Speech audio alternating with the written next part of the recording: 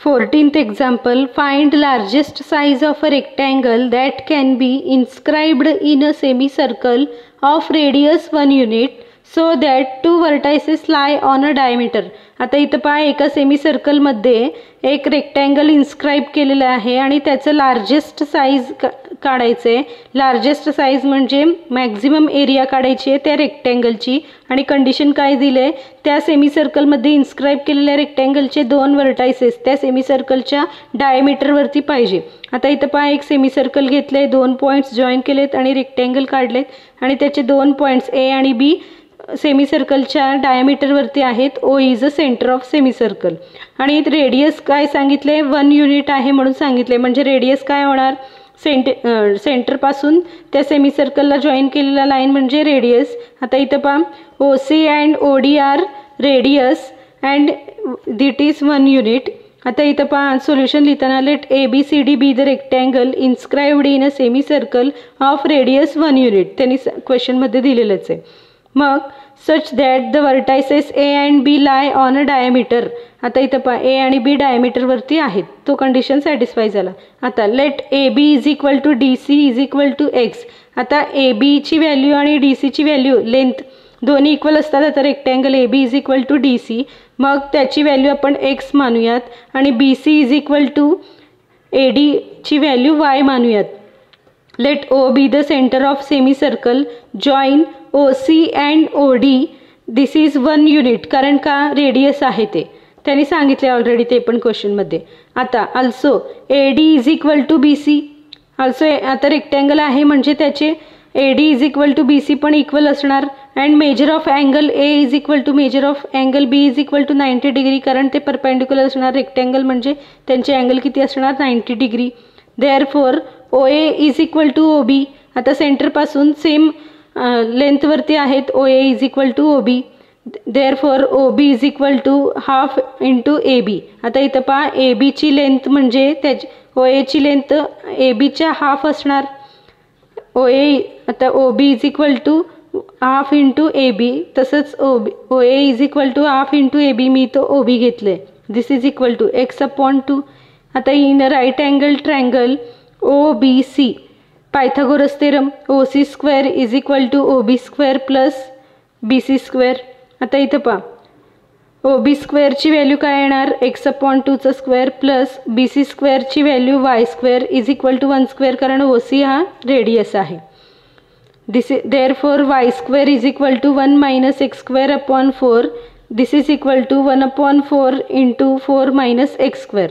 Y is equal to आता 1 upon 4चा square root 1 upon 2 into आता इथं हा square root of 4 minus x square wear Y is a greater than 0. लक्षात घ्या वायची व्हॅल्यू ग्रेटर दॅन 0 पाहिजे कारण हा लेंथ आणि ब्रेडचे व्हॅल्यू एक्स आणि वाय मानलेले आहेत आपण.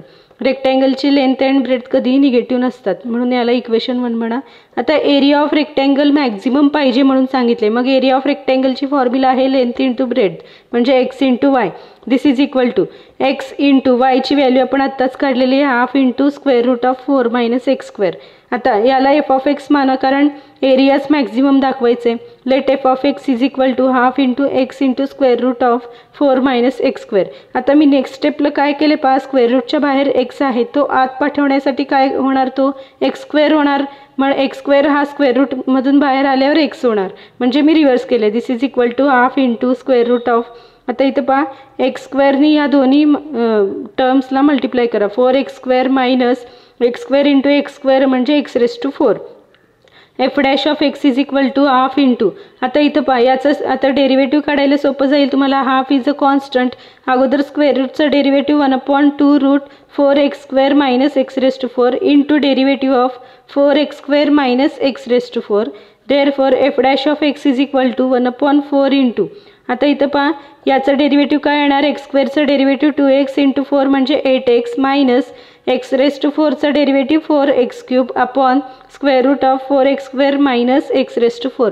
दिस इज इक्वल टू आता इथं 4x कॉमन घ्या काय येणार 4x into 2 minus x square. आता इथं खाली 4 आहे ऑलरेडी फक्त x बाहेर घ्या. x जर बाहेर घेतला तर 4x into square root of 4 minus x square आणि 4x cancel. Therefore f dash of x is equal to 2 minus x square upon square root of 4 minus x square. आता second derivative काढा. f double dash of x is equal to derivative of 2 minus x square upon square root of 4 minus x square. आता इथं याचं derivative काढण्यासाठी u upon v rule वापरावं लागेल. u upon v rule वापरण्याच्या ऐवजी मी काय केलं पहा, एक ॲडजस्टमेंट केलं.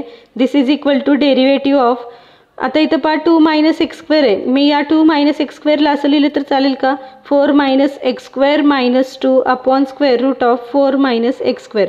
म्हणजे काय होणार, 4 minus 2 is 2 minus x square. म्हणजे याची व्हॅल्यू चेंज होणार नाही, फक्त मी हे ॲडजस्टमेंट केले की हे दोन्ही कॅन्सल होऊन परत सेपरेट टर्म करता येईल म्हणून. F double dash of x is equal to derivative of, आता इथं पहा मी जर बेस सेपरेट केलं तर काय येणार, 4 मायनस एक्स स्क्वेअर इंटू, आता divided by square root of 4 minus x square आहे, तो वरती गेल्यावर रेस टू मायनस हाफ होणार.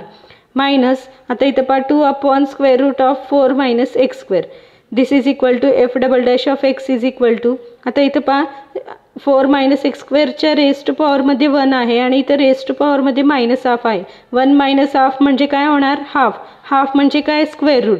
मग derivative of square root of 4 minus x square minus, आता इथं पहा 2 upon square root of 4 minus x square as it is. मग आता डेरिव्हेटिव्ह काढा, F double dash of x is equal to, आता अगोदर स्क्वेअर रूटचा डेरिव्हेटिव्ह काढा, 1 upon 2 root 4 minus x square into derivative of 4 minus x square is minus 2x minus 2 is a constant. आता इथं पहा 1 upon square root of 4 minus x square आहे. मी काय केलं, derivative of 4 minus x square raise to minus half घेतले, म्हणजे हा रेस टू मायनस हाफ घेतले. आता याचं डेरिव्हेटिव्ह काढा, F double dash of x is equal to, आता 2 कॅन्सल होईल, minus x upon square root of 4 minus x square, हा मायनस 2 ॲज इट इज. आता एक्स रेस टू एनचं फॉर्म्युला वापरा, minus half into 4 minus x square raise to minus half minus 1 into derivative of 4 minus x स्क्वेअर. 4 minus एक्स स्क्वेअरचं derivative minus 2x येतो. म्हणजे F double dash of x is equal to minus x upon square root of 4 minus x square plus, आता इथं पहा 2 get cancelled, अजून एक 2 राहतो.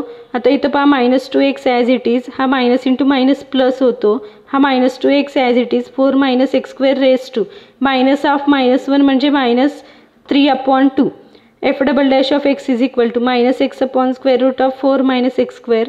आता इथं पहा मायनस 2 इंटू प्लस म्हणजे minus 2x upon 4 minus x square raise to 3 half. आता इथं पहा रेस टू मायनस होता, तो खाली गेला. F double dash of x is equal to, आता इथं बेस सेम करायचे.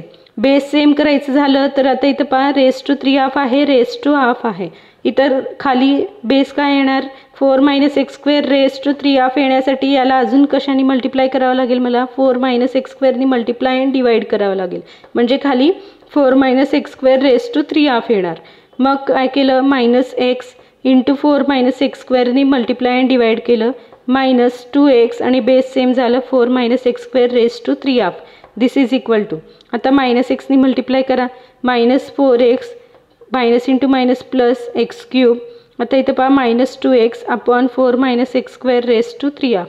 F double dash of x is equal to, आता इथं पहा मायनस 4x मायनस 2x म्हणजे मायनस 6x आणि एक्स क्यूब म्हणजे x cube minus 6x upon 4 minus x square raise to 3 half. आता हा झाला सेकंड डेरिव्हेटिव्ह. आता रूट्स काढण्यासाठी first derivative is equal to 0 घ्या. फर्स्ट डेरिव्हेटिव्ह काय आलं, 2 minus x square upon square root of 4 minus x square is equal to 0. आता हा डिवायडेड बाय आहे, या साईडला आल्यावर मल्टिप्लाय होईल, तो इंटू 0 म्हणजे 0 येईल. 2 minus x square is equal to 0, therefore x square is equal to 2 and x is equal to square root of 2. X is greater than 0, परत तो लेंथ आहे म्हणून.